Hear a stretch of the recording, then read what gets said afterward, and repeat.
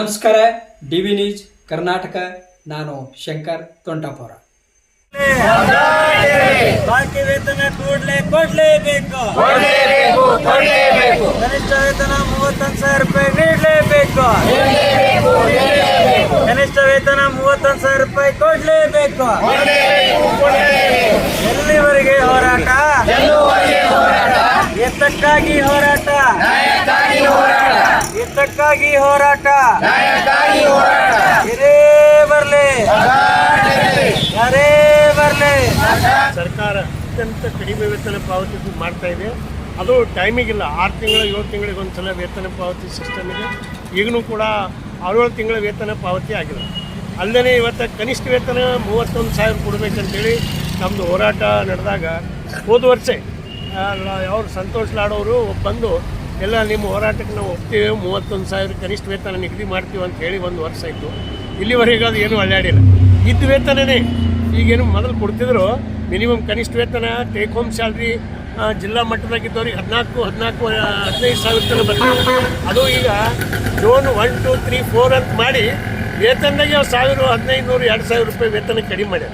ಅದಕ್ಕಾಗಿ ಆ ಕಡಿಮೆ ಮಾಡಿದ ವೇತನ ಸರಿಯಲ್ಲ. ಕನಿಷ್ಠ ವೇತನ 31,000 ಕೊಡ್ರಿ. ಎಲ್ಲ ಅಗತ್ಯ ವಸ್ತುಗಳ ಬೆಲೆಗಳು ಹೆಚ್ಚಿಗೆ ಮಾಡಿರಿ. ನಮ್ಮ ವೇತನ ಕಡಿಮೆ ಮಾಡಿದ್ರೆ ಬರ್ತಾರ ಮನೆ ಏರಿದ್ರಿ, ಪ್ರತಿಯೊಂದು ಏರಿದ್ರಿ. ಸರ್ಕಾರಿ ನೌಕರರನ್ನು ಕೂಡ ಏರಿದ್ರಿ. ಆದರೆ ನಮ್ಗೆ ಯಾಕೆ ಹಾಸ್ಟೆಲ್ದಾಗ ಬಿಡೋರ್ದು ಯಾಕೆ ನೀವು ಪಗಾರ ಏರ್ಸಲ್ಲ? ನಮಗೂ ಕೂಡ ಕನಿಷ್ಠ 31,000 ಕೊಡ್ಬೇಕಂತ ಫಸ್ಟ್ ಮೊದಲನೇ ಬೇಡಿಕೆ ಇದೆ. ಅಲ್ಲದೆ ನೀವು ಸಿಬ್ಬಂದಿ ಕಡಿತ ಮಾಡ್ಯಾರ. ಹಾಗೆ 100ಕ್ಕೆ 6 ಜನ ಇದ್ದಂಥ ಸಿಬ್ಬಂದಿ ಈಗ 100ಕ್ಕೆ 5, 150, 170ಕ್ಕೂ ಕೂಡ 5 ಜನ ಮಾಡಿದ್ರು. ಅಂದ್ರೇನು ಹಾಸ್ಟೆಲ್ ಕೆಲಸ ಬಿಟ್ಟು ಹೋಗ್ಬೇಕು. ಸಿಬ್ಬಂದಿ ಕಡಿಮೆ ಮಾಡಿ ಕೆಲಸದ ಹೊರೆ ಹೆಚ್ಚಾಗಿ ನಮ್ಮ ಹಾಸ್ಟೆಲ್ ಹೆಣ್ಮಕ್ಳು ರೊಟ್ಟಿ ಚಪಾತಿ ಮಾಡೋದ್ರಾಗ ಅನಾರೋಗ್ಯದಿಂದ ಆಸ್ಪತ್ರೆಗೆ ಹೋಗ್ತಾರೆ. ಆಸ್ಪತ್ರೆಗೆ ಹೋದ್ರೂ ನಾವು ಇವು ESI ಕಾರ್ಡ್ಗಳು ಚಾಲು ಇಲ್ಲ. ಮ್ಯಾನ್ ಪವರ್ ಏಜೆನ್ಸಿಗಳು ಅವು ESI PF ಸರಿ ಕಟ್ಟಲ್ಲ. ಹೀಗಾಗಿ ಭಾಳಷ್ಟು ಕಷ್ಟದಾಗ ಅವ್ರ ಜೀವನ ನಡೆದು ರಜಾನೇ ಇಲ್ಲ. ಎಷ್ಟೇ ಅವ್ರಿಗೆ ಇವತ್ತು ಬೇಮಾರಿ ಬಂದದ, ಏನೋ ಎಲ್ಲೋ ಅವರು ಯಾರೋ ಅವ್ರ ಸಂಬಂಧಿಕರ ಸತ್ತಾರಂದೂ ಕೂಡ ಹೋಲಕ್ಕೆ ರಜೆ ಇಲ್ಲ. ಅದು ಹೆಂಗೆ ರಜೆ ಅಂದರೆ ಇವ್ರು ಯಾರಿಗಾರ ಕೂಲಿಗೆ ಹಚ್ಚೋಬೇಕು.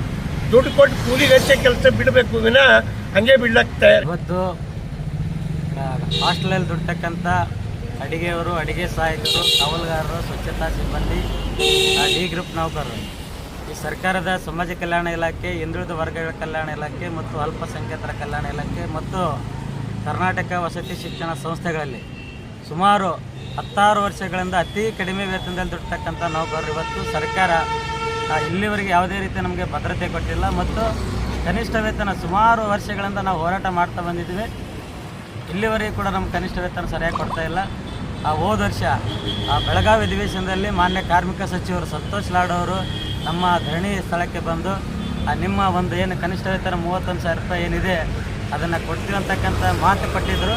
ಆದರೆ 1 ವರ್ಷ ಆದರೂ ಕೂಡ ಇಲ್ಲಿವರೆಗೆ ಜಾರಿಯಾಗಿಲ್ಲ. ಮೊನ್ನೆ ಕೂಡಲೇ ಸಂಬಂಧಪಟ್ಟ ಅಧಿಕಾರಿಗಳು ಮತ್ತು ಸರ್ಕಾರ ನಮಗೆ ಕನಿಷ್ಠ ವೇತನ 31,000 ರೂಪಾಯಿ ಕೊಡಬೇಕು ಮತ್ತು ಸಿಬ್ಬಂದಿಗಳ ಸಂಖ್ಯೆ ಕಡಿತ ಮಾಡಿದ್ದಾರೆ. 100 ಸಿಬ್ಬಂದಿಗಳಿಗೆ ಮೊದಲು 5 ಜನ ಸಿಬ್ಬಂದಿ ಇದ್ದರು. ಈಗ ಹೊಸ ಒಂದು ಆದೇಶವನ್ನು ಮಾಡಿ 100ಕ್ಕೆ 4 ಜನ ಅಂತೇಳಿ ಇವತ್ತು ಸಿಬ್ಬಂದಿ ಕಡಿತ ಮಾಡಿದ್ದಾರೆ. ಕೂಡಲೇ ಆದೇಶವನ್ನು ರದ್ದುಪಡಿಸಬೇಕು, ಹಿಂದಿರ್ತಕ್ಕಂಥ ಆದೇಶವನ್ನು ಮುಂದುವರಿಸಬೇಕಂತೇಳಿ ಈ ಮಾಧ್ಯಮದ ಮೂಲಕ ಆಗ್ರಹ ಮಾಡ್ತೇನೆ. ಒಂದು ವೇಳೆ ಎಲ್ಲ ಬೇಡಿಕೆ ಇಳಿದಿದ್ದು ನಿರಂತರವಾಗಿ ಹೋರಾಟದಿಂದ ಮುಂದುವರಿತದೆ ಅಂತೇಳಿ ಜಿಲ್ಲಾಡಳಿತಕ್ಕೆ ಮತ್ತು ಸರ್ಕಾರಕ್ಕೆ ಎಚ್ಚರಿಕೆಯನ್ನು ಕೊಡ್ತೀವಿ. ಉಲಗಪ್ಪ ಚಲವಾದಿ ಹಾಸ್ಟೆಲ್ ಮತ್ತು ವಸತಿ ಶಾಲಾ ವರ್ಧಕಿ ನೌಕರ ಸಂಘದ ಜಿಲ್ಲಾಧ್ಯಕ್ಷ. ಹಾಸ್ಟೆಲ್ನಲ್ಲಿ ಕೆಲಸ ಮಾಡೋರಿಗೆ ಯಾವ ಥರ ಗೋರ್ಮೆಂಟ್ ಇದು ಮಾಡಾಕ್ತದಂದ್ರೆ ಅವ್ರನ್ನ ಜೀತದ ಥರ ನಡೆಸ್ಕೊಳಕತ್ತದ. ಯಾವ ಥರ ಅಂದ್ರೆ ಹಿಂದಿನ ಕಾಲದಾಗ ಹೆಂಗೆ ಜೀತ ಮಾಡ್ತಿದ್ರು ಆ ಥರ ಒಂದು ಸೌಲಭ್ಯಗಳಿಲ್ಲ. ನಮ್ಮನ್ನ ಆ ಥರ ನೋಡ್ಲಾಗ್ತದ. ಸರಿಯಾದ ವೇತನ ಇಲ್ಲ ನಮಗೆ, ಮತ್ತು ರಜೆಗಳಿಲ್ಲ, ಏನೂ ಇಲ್ಲ. ನಮ್ಮನ್ನ ಭಾಳ ಕೀಳಾಗಿ ನೋಡ್ಲಾಕತ್ತಾರ. ಅಲ್ಲೇ ಗೋರ್ಮೆಂಟ್ನವ್ರು ಕೆಲಸ ಮಾಡ್ತಾರೆ, ಅವ್ರಿಗೊಂಥರ ಪದ್ಧತಿ, ನಮಗೊಂಥರ ಪದ್ಧತಿ. ಒಂದು ಕಣ್ಣಿಗೆ ಬೆನ್ನೆ, ಒಂದು ಕಣ್ಣಿಗೆ ಸುಣ್ಣ, ಈ ಥರ ಮಾಡಾಕತ್ತಾರ.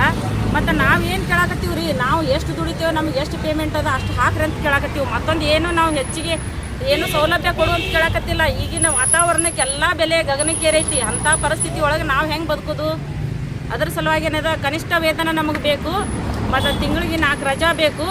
ನಮಗೆ ಏನೇನು ಸೌಲಭ್ಯಗಳದಾವ ಎಲ್ಲ ಬೇಕು. PF ಇಲ್ಲ, ESI ಇಲ್ಲ, ಯಾವುದೂ ಇಲ್ಲ. 6 ತಿಂಗಳ 8 ತಿಂಗಳಿಗೊಮ್ಮೆ ಪಗಾರ ಹಾಕ್ತಾರೆ. ಆ ಪಗಾರದಾಗ ನಾವು ಬದುಕುದು ಹೆಂಗೆ, ಮನೆ ಬಾಡಿಗೆ ಕಟ್ಟೋದು ಹೆಂಗೆ, ಮಕ್ಕಳ ಸಾಲಿ ಫೀಸ್ ಕಟ್ಟೋದು ಹೆಂಗೆ ಭಾಳ ಹೈರಾಣ ಆಗೈತೆ ನಮಗೆ.